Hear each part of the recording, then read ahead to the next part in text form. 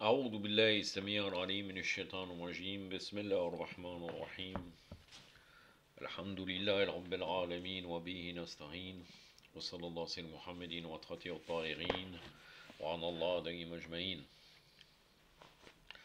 من الآن إلى قيام يوم الدين آمين رب العالمين.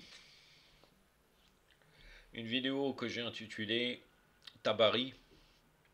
Là on parle du Tabari bakrite, non pas le Tabari chiite. Est-il chiite? Point d'interrogation avec un point d'exclamation. C'est-à-dire que je ne pose pas cette question en me posant est-ce qu'il est chiite ou non.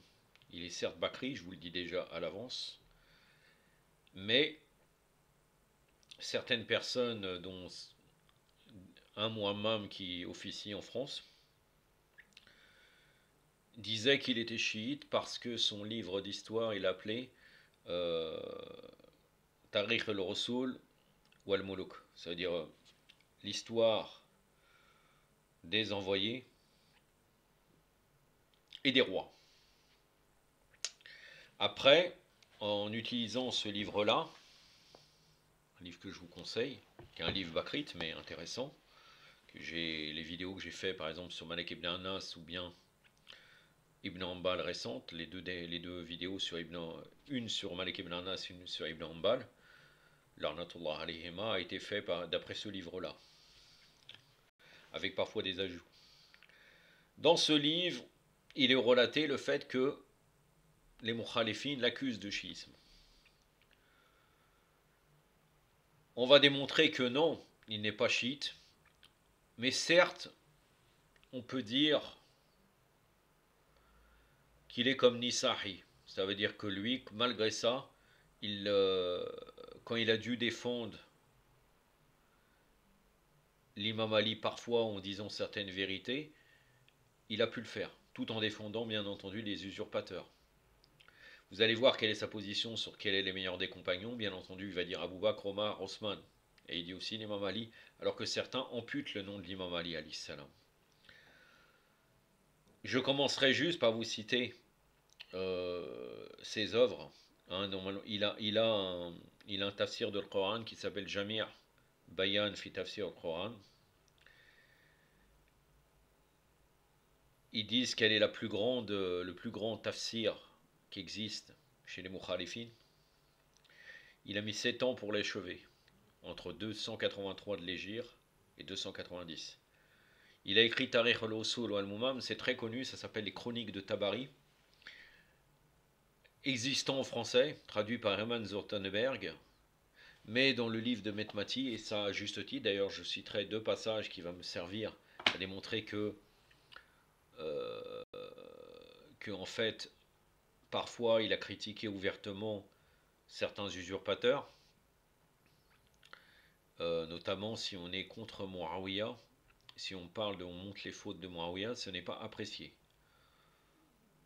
Mais dans la version de Hermann Zortenberg, il y a certains passages qui sont amputés. Je ne sais pas pourquoi. Peut-être pourtant le traducteur, c'était aux éditions Sambad. Éditions Sambad, on ne peut pas dire que c'est une édition entre parenthèses musulmane, mais en soi, il y avait déjà eu des problèmes de falsification. Le troisième livre, c'est Tardib al-Ansar wa Tafsil min Sahabita Rasulillah min Akhbar. C'est-à-dire que là, on pourrait comprendre qu'il est en train de. Il prend les riwayas qu'il considère véridiques. C'est une vérification sur ce qui a été rapporté sur le prophète sallallahu alayhi wa alayhi. Quatrième livre, un livre de fiqh, de comparaison, Irtilaf al-Ulama al-Amsar fi Arkam al-Shari al-Islam. Donc là, c'est des différentes divergences entre les ulama et la charia. Latif al-Qawl fi Arkam al-Shari al-Islam. Donc là, c'est un livre de fiqh aussi. Al-Khafif fi Arkam al-Shari al-Islam. Donc là, les 2 derniers livres, c'est apparemment comme pas une risala, mais l'équivalent à peu près. Al-Tabsir fi Ma'alim ad-Din. Donc là, c'est sur la croyance. Sharh al-Sunnah, c'est pareil, et j'en citerai des passages. Donc lui, il a été accusé de chiite, pas par des simples ulama, mais ça s'est propagé aussi chez quelques ulama. Par exemple, El-Hafez ibn Hajar el-Asqalani, qu'il écrivit dans l'Isan al-Mizan, c'est un narrateur de confiance, siqa et véridique. Il a en lui un léger chiisme et une mouwalade qui n'est pas admissible. Yaqub el-Amawi a dit de son côté, on l'accusait de chiisme. Pour cela, il est dit qu'il fut enterré de nuit par peur des gens de Hamas. Très vite, très facilement, on peut être accusé de chiisme. El-Nisahi, malgré qu'il est Bakri, par exemple, il est accusé de chiisme. Après, on ne peut même pas classer Tabari dans les anciennes appellations de chiisme. C'est-à-dire que Nisahi, par exemple, je n'ai pas de souvenir qu'il a écrit des livres pour défendre la conception des mukhalifin sur les usurpateurs. Il a écrit un livre au contraire pour défendre l'imam Ali alayhi salam quand il s'est retrouvé en Syrie où les gens insultaient, les ulama insultaient et maudissaient l'imam Ali alayhi salam. Alors que Tabari, c'est pas son cas. Tabari défend les grosses têtes des mukhalifin. Mais très vite, on a l'appellation chiite. De nos jours, j'ai parlé de Metmati. Metmati est accusé de chiite, indépendamment, et pourtant, il n'a pas ménagé le chiisme et les chiites, sans aucun doute. Mais parfois, il a des croyances qui remettent en cause certaines choses qu'il appelle, lui, néo-sunnite. Mon but n'est pas de parler de Metmati, mais vous dire que même encore maintenant, très vite, on accuse quelqu'un de chiite. Si on ne rentre pas dans la marge, dans la truc de défendre, par exemple, Muawiyah, défendre telle ou telle chose, par exemple, lui, il a son combat contre le Tarawih, eh ben, on est accusé de chiite.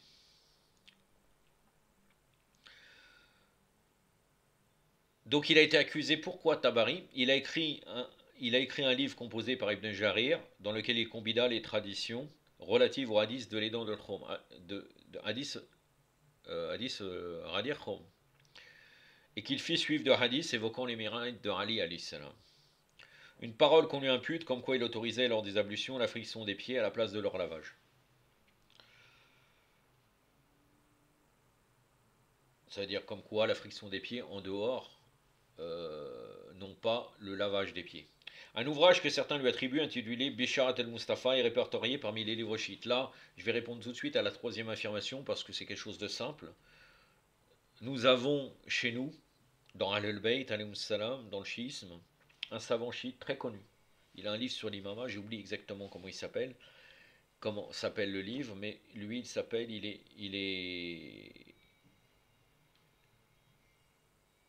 il a le même nom pratiquement que Tabari, sauf que le nom du grand-père est différent.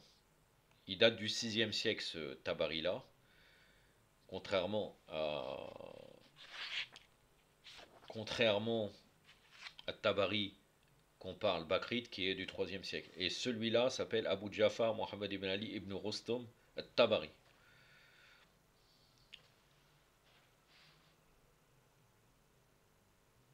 Concernant le premier point sur le livre qui parle de Radir Khom, que dit le livre, donc ce livre que je vous ai cité, La croyance des premiers imams? Le hadith de l'étang de Khom fait partie des hadiths consignés. Ibn Jarir en compila simplement les différentes voies de narration et les critiques à son sujet quand il entendit certains Bagdadiens qui le rejetaient. Donc il a fait preuve d'équité. Vous allez parler du hadith de Radir Khom, alors qu'en fin de compte, il est reconnu. Et il a donné les différentes voies et les différentes sources avec les chaînes de transmission de ce hadith.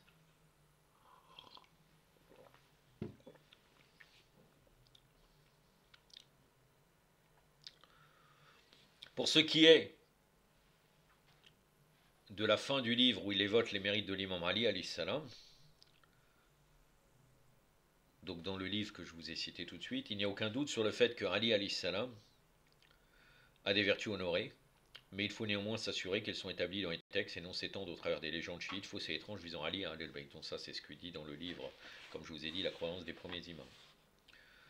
Je ne valide pas, bien entendu, ça. Il convient de préciser ici que l'imam Ibn Jarir, donc Tabari, écrivait aussi un livre sur les vertus des deux chiites, Abu Bakr et Omar, dès qu'il apprit qu'un groupe de personnes au Tabaristan critiquait les compagnons, dont les deux califes usurpateurs, bien entendu. Cet ouvrage dans lequel il vantait leurs mérites, faisait leur éloge et répliquait à leurs dénigrants, fut la cause de sa fuite du Tabaristan, après qu'il y fut de ses voyages. C'est-à-dire il vivait, il était au Tabaristan, il a été obligé de quitter parce qu'il a fait l'éloge de Abou Bakr et Omar. Peut-être qu'il y avait des gens qui avaient une proportion pro-chiite, on peut dire. Quant au deuxième point, Ad-Darabi répondit de la manière suivante. Certains d'entre eux rapportaient de lui qu'il autorisait la friction des pieds lors des ablutions. Nous n'avons pas vu cela dans ses livres. Au contraire même, ce qui figure dans son tafsir est bien le lavage des pieds. Comme indiqué dans le livre, la sunna et tradition de commun. Donc le livre et la sunna. Donc là bien, alors que dans le Coran, c'est marqué bien essuyer. Yamsahu, ça veut dire essuyer, sans aucun doute. La sunna, même dans la sunna, nous retrouvons des hadiths qui parlent aussi d'essuyer. Il y a des divergences sur cela. Et voilà, et la tradition des compagnons, c'est pareil. Donc là, j'ai réfuté les trois éléments d'accusation du schisme. Ce qu'ils ont répondu, en fait, c'est pas moi qui ai réfuté, la croyance des premiers imams, pour répondre à cela, pour bien montrer qu'il était bien bakrite. Dans le livre de Mahamar Metmati, il y aura les deux passages que je voulais vous citer, parce qu'en fait, il parle de plusieurs falsifications, et parfois, on ne sait pas s'il parle du texte qui n'existe pas. Parfois, il parle de d'autres types de falsifications de Hermann Zottenberg. Mais là, par exemple, il évoque une chose qui dessert Muawiyah. Sincèrement, c'est récemment que les Mukhalifin ont rejeté Muawiyah. Par exemple, Abu al-Mardoudi dans le Khilafa wal-Mulk, si je ne me trompe pas de mémoire, il dit qu'à partir de Muawiyah, c'est la royauté qui a commencé. Puisqu'il parle de règne de calife bien dirigé, Rashidoun, Khalifatul Rashidoun. En tout cas, Tabari relate des faits qui sont contre Muawiyah. Et apparemment, qui n'existe pas, ce passage n'existe pas dans la version de Hermann Zottenberg, mais en arabe elle existe, c'est dans le volume 3, pages 202 et 203, écoutez bien.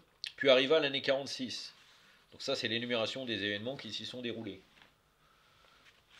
Durant cette année, Abdurrahman ibn al-Khalid ibn al-Walid, donc le fils de Khalid ibn Walid, quitta le pays des Romains, de Rome, donc là Rome c'est le byzantin, mais Rome on va dire Rome, là ils ont dit Romains, et alla vers Homos ou Ibn Assa el-Nasrani, le chrétien. Le chrétien lui glissa une boisson empoisonnée d'après ce qui a été raconté. Lorsqu'il la bu, il mourut. Voilà les motifs et circonstances de sa mort. Regardez. La cause a été, d'après ce qu'il m'a été transmis par Omar, que Abdurrahman ibn Khalid el-Walid prit de la valeur, de l'ampleur et de l'importance à Damas. Ses habitants avaient un penchant vers lui, surtout par rapport à ce qu'il gardait en mémoire de l'audace et les bonnes traces de son père, Khalid ibn Walid, qui résida sur les terres romaines, byzantines. Ce qui suscita la peur de Muawiyah au point que ce dernier ait peur pour sa propre personne, son pouvoir. Donc là, c'est Muawiyah qui commandite cet attentat sur Abdurrahman ibn Khalid ibn Walid. Il ordonna à Ibn al-Hassal, donc le chrétien, de le piéger afin de le tuer, lui proposant en récompense de lui payer les impôts tout le long de sa vie. Donc ça veut dire qu'il n'aura pas à payer les impôts, le Beit al-Mal. Et en plus de lui confier la tâche de collectionneur des impôts de la ville de Homs. Donc là, quand il récolte les impôts, il prend un pourcentage. C'est comme par exemple les wakils actuels. On ne sait pas d'où ça vient, le wakil pour le Homos, mais ils prennent un pourcentage. Qui a déterminé ça dans la charia? Nulle part. Un certain pourcentage, des fois il prend 20%, si on lui donne 1 million, il prend 20%, ou etc. Donc là c'est pareil, collectionneur de Beit al-Mal, de toute façon il a le droit de prendre pour sa propre vie, il a un salaire. Mais ça reste intéressant, ça veut dire qu'en fait, vu les conditions de vie à l'époque, il avait une source de revenus. Voilà. Lorsque Abdurrahman ibn Khalid ibn al-Walid quitta la terre des Romains et arriva à Homos, Assal lui glissa une boisson empoisonnée avec certains de ses mamelouks. Lorsqu'il l'a bu, il mourut à Homos. Muawiyah tenant sa promesse envers Ibn Assal en lui payant ses impôts et en lui chargeant des impôts de Homos. Lorsque Khalid ibn Abdurrahman ibn Khalid al-Walid arriva à Médine, il rencontre un jour au roi Ibn Zubayr. Donc là, c'est le fils de Abdurrahman, celui qui a été tué. Il rencontra un jour au roi Ibn Zubayr et le salua. Ce dernier lui dit: Qui es-tu?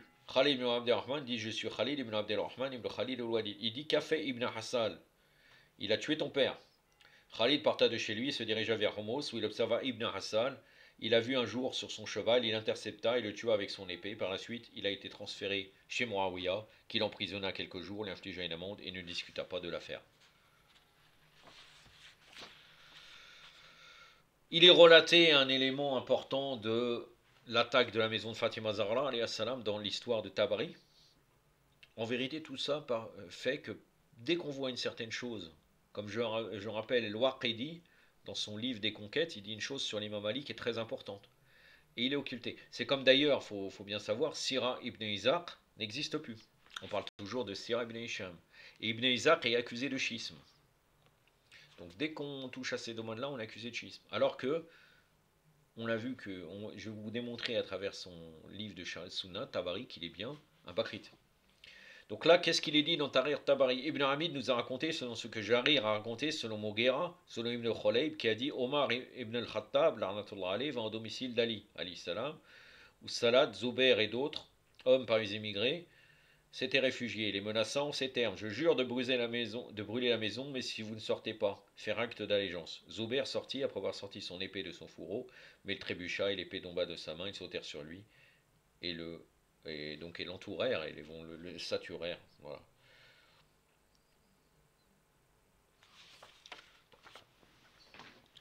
Maintenant, dans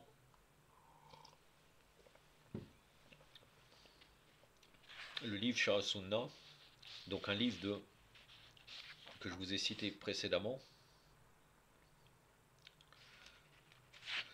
non, ou la pureté de la Sunna, qu'est-ce qu'il est dit dans certains éléments qui démontrent qu'il est bakrite? C'est le livre Shah Sunna, texte établi et annoté par Badr ibn Yusuf el-Matouk ibn Riras el-Jarrah, 2005. Édition Riras el-Jarrah, 2005, texte établi par Khalid ibn Muhammad ibn Osman el-Mesri, Dar al-Ilm el-Salaf, 2007. Voilà. Moi, ce qui me fait rire, c'est la note de bas de page. Ce n'est pas l'auteur qui l'a mis, c'est pas Tabari. Mais ça dérange les auteurs de la croyance des premiers imams. C'est dommage. Ce qui est bizarre, c'est que dans ce livre, on n'a pas l'auteur en fait. Ils ont écrit un livre, édition Imam Malik. On ne sait pas qui l'a écrit. On a l'auteur qui a traduit, mais par contre, qui a écrit le livre, on ne sait pas.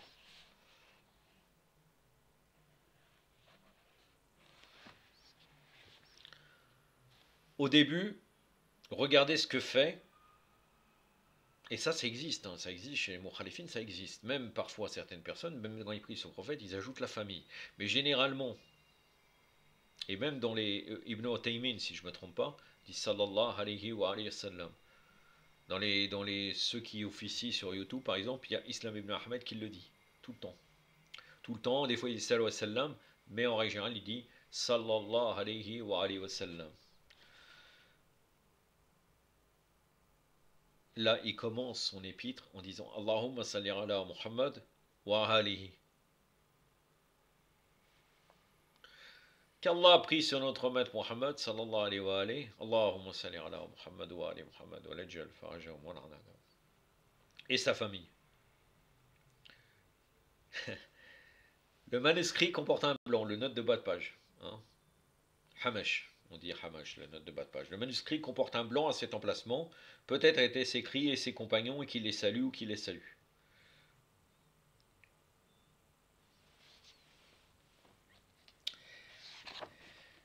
Un autre passage. Un autre passage au sujet du Coran, puisqu'il y a toujours eu la polémique Coran créé ou incréé qui a commencé à l'époque de Ibn Hanbal. Ibn Hanbal disait que le Coran est incréé et le calife de l'époque disait créé. Il y a eu toute une polémique sur ça. Sur ce sujet-là, il ramène une tradition de l'imam Sadiq alayhi salam avec une autre chaîne transmetteur que les chiites, mais chez nous, dans Ahlul Bayt, ça existe aussi, sans aucun doute. J'ai cité le même type de tradition, pratiquement similaire, dans ma réponse à Amin Meloudi sur le mortazilisme. Donc dans la partie 15 de ce Sharh Sunna, qu'est-ce qu'il est dit? Moussa ibn Sal el-Ramli nous a rapporté de Moussa ibn Daoud, d'après Mabad Abu Abdi al-Rahman, que Muawiyah ibn Amar al-Douni dit: j'ai dit à Jafar ibn Muhammad, donc l'imam Sadiq alayhi salam, Il t'interroge au sujet du Coran. Est-il une créature ou un créateur? Ou un créateur? Il n'est ni un créateur ni une créature. C'est-à-dire il n'est ni créé ni incréé. Répondit-il, mais c'est la parole d'Allah. Voilà. Position tout à fait conforme à la croyance de Ahlul Bayt. Le Coran créé ou incréé n'est pas un sujet en vérité. Maintenant, quelle est sa position vis-à-vis des compagnons? Quelqu'un me dira qu'il est chiite. Maintenant, là, vous allez voir, qu'est-ce qu'il dit? Il cite l'imam Ali, contrairement à d'autres qui vont dire les trois, plus les autres compagnons.